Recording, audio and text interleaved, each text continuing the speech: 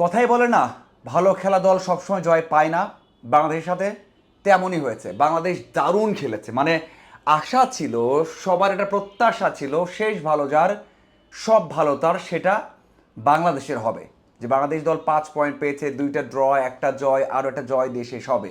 যদিও সিঙ্গাপুর এই গ্রুপের টপার, তারা এশিয়ান কাপ নিশ্চিত করেছে, তারপরেও আশা ছিল যে বাংলাদেশ দল একটা জয় দিয়ে শেষ করবে, কিন্তু তেমনটা হয়নি। 1-0 গোলে হেরে গেছে। তবে ম্যাচ শেষে যারা স্ট্যাটটা দেখবেন যে ম্যাচে কি ঘটেছে, তারা অবাক হবেন। বাংলাদেশ দল 63% বল দখলে রেখেছে, 14টা শট করেছে পোস্টের দিকে, 2টা ছিল অন টার্গেট। অন্যদিকে সিঙ্গাপুর শট নিয়েছে 5টা গোলবারের দিকে, 2টা অন টার্গেট এবং 37% বল পায়ে রেখেছে। সব দিক দিয়ে বাংলাদেশ এগিয়ে, বিশেষ করে শেষের 12 মিনিট সাথে যোগ করা 4টা মিনিট, এই 16 মিনিট সিঙ্গাপুরকে খুঁজে পাওয়া যায়নি। এক কথায় খুঁজে পাওয়া যায়নি। বাংলাদেশ এত ভালো খেলেছে, মনে হচ্ছিল যে বাংলাদেশ দল ওদের থেকে 100-120 ধাপ এগিয়ে আছে র্যাঙ্কিংয়ে, এমন একটা দল। আর ওই সময়টা হামজা স্ট্রাইকার হয়ে গিয়েছেন, এতটা দৌড়েছেন, চেষ্টা করেছেন, এবং সোম হোক, জায়ান হোক, যারা ছিলেন মাঠে যতক্ষণ ছিলেন, চেষ্টা করেছেন, কিন্তু হয়ে ওঠেনি। একেবারেই হয়ে ওঠেনি। কেন হয়ে ওঠেনি? ওই যে একটা কারণে, স্ট্রাইকারের অভাব, ফিনিশারের অভাব, সেটাই হয়ে ওঠেনি। মিরাজুল নেমেছেন, একটা শট নিয়েছেন, সেখানে হামজার ক্রস থেকে পোস্টে লেগেছে, ব্যাক করার পর সেটাকে সাদ একেবারে উড়িয়ে মেরেছেন। কোনোভাবে পোস্টের দিকে নিয়ে গেলে হয়তো গোলটা হতো, ওই কাজটাও করতে পারেননি। অন্যদিকে ফাইম কিছু মিস করেছেন। ওই সময়টা আমরা কখনোই দেখিনি যে মুরসালিন ভালো একটা থ্রেট ক্রিয়েট করছে বা ভয় তৈরি করছে, সেটাও পারেননি। সুযোগ এসেছিল, সেটা হয়নি। হামজি একটা শট নিয়েছিলেন যেটা কিনা বিশ্বদের পাস থেকে 84 অথবা 86 মিনিটে, সেটাও কিন্তু হয়নি। মানে এমনভাবে বলটা এসেছে, হামজা জায়গা মতোই পেয়েছিলেন। এটা মনে হয় 78 মিনিটে হবে বা 76 মিনিটে। ওই শটটা নেওয়ার পর হামজা নিজেই অবাক হয়ে গিয়েছেন, কষ্ট পেয়েছেন যে কেন তার কাছ থেকে এই শটটা পোস্টে নেওয়া গেল না, কারণ ওই শটটা পোস্টে নিলে হয়তোবা বলটা জালে ঢুকে যেত। সেটাও কিন্তু হয়নি। হামজা কত কিছু করবেন, এই যে একজন স্ট্রাইকার, মিরাজুল হোক, মুসালিন হোক, ফাইম খেলেছেন ফরওয়ার্ডে, তারা কিন্তু সেই কাজটা করতে পারেননি এবং স্বাভাবিক ছিল। রাকিব নেই, তপু নেই, সেই কাজটা ভুগতে হয়েছে। প্রথম যেই 32 মিনিট হয়েছে বাংলাদেশ দল যখন গোলটা খেয়েছে, তার আগ পর্যন্ত মনে হয়েছে যে বাংলাদেশ দল এই ম্যাচে কিছু করতে যাচ্ছে। সমানে সমান লড়াই হয়েছে, যেরকম অ্যাটাক করেছে ওরা, বাংলাদেশ তেমনটাই করেছে। বাংলাদেশের সুযোগ পেয়েছে, ওরাও সুযোগ পেয়েছে, এবং মনে হচ্ছিল যে সম্ভব। কিন্তু ওরা গোল পেয়ে যাওয়ার পর এতটাই ডিফেন্সিভ খেলেছে, এতটাই গোছালো খেলার চেষ্টা করেছে যে একেবারেই ভয় না নিয়ে একেবারে সিম্পল রেখে খেলার চেষ্টা করেছে। সেখানে বাংলাদেশ দল পেরে ওঠেনি। সুযোগ এসেছে একের পরে অ্যাটাক করার পরেও, কিন্তু বাংলাদেশ দল পারেনি, কারণ হচ্ছে ফিনিশারের অভাব। আপনি এত গোল তৈরি করছেন, হেড করতে পারছেন না, জটলা তৈরি হচ্ছে, শট করতে পারছেন না, ওই জায়গায় আপনি গোল পাবেন না।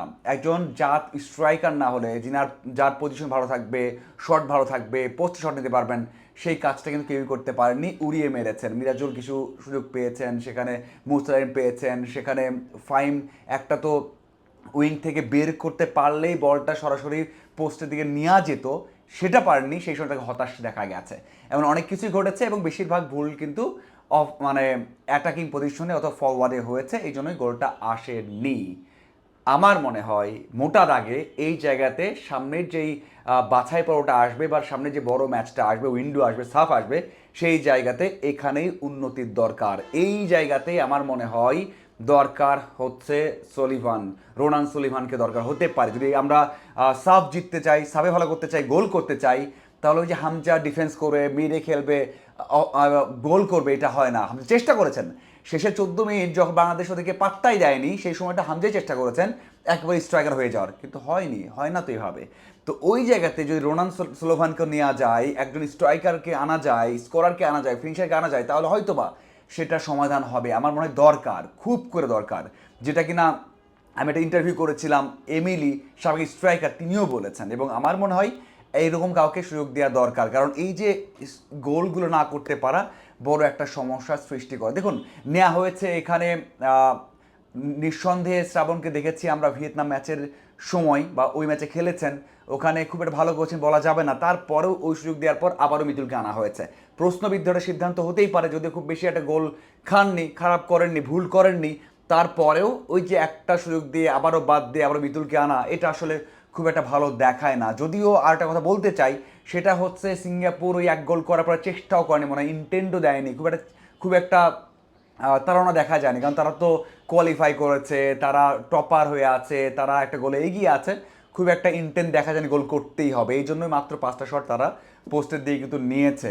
এখন হ্যাঁ যাক, জামাল ভুঁইয়া 5টা চেঞ্জ বাংলাদেশ দল করেছে, সেখানে অনেকেই সুযোগ পেয়েছেন। রহমত নেমেছেন সেখানে, মাঠে নেমেছেন, আমরা দেখেছি যে আরও দুই একজনকে দেখা গেছে যারা মানে মিরাজুল নেমেছেন, বিশ্বনাথ নেমেছেন, কিন্তু আমরা জামাল ভুঁইয়াকে একটা মিনিটও দিতে পারলাম না। আমি এর আগে ভিডিও বানিয়েছি যে জামালকে বাদ দেওয়া হোক, সেখানে অন্য কাউকে রাখা হোক, যদি জায়গা দিতে হবে, সিনিয়র ফুটবলার, ক্যাপ্টেন ছিলেন, এখন তো ক্যাপ্টেন মানাও হয় না, তারপরেও আছেন, তাকে দলে রাখা হোক, বেঞ্চে বসানো হোক, প্রেস কনফারেন্স করা হোক, এই জন্য আমার রাখার দরকার নেই। তাকে বাদ দিয়ে অন্য চিন্তা করা উচিত। বাহুফের আর যদি খেলাতে হয়, বা 10 মিনিট যদি দিতে না পারেন, 5 মিনিট যদি দিতে না পারেন, তাহলে কেন আপনি জামাল ভুঁইয়াকে সেখানে রেখেছেন? মিতুল মার্মা একটা বিতর্কিত সিদ্ধান্ত মনে হয় রাখা, শ্রাবণকে বাদ দেওয়া বা না রাখা, সাথে জামালকে না রাখা, 5 থেকে 10 মিনিটও না দেওয়া, আমার মনে হয় এটাও একটা বিতর্কিত সিদ্ধান্ত। আর স্ট্রাইকার নেই, সেজন্য আমাদের এই হালটা হয়েছে। যতটুকু আমরা করেছি এই আসরে, সেটা হয় হামজার জন্য, সৌমের জন্য, জায়ান্তের জন্য, যাদের কারণে বাংলাদেশ দলে এত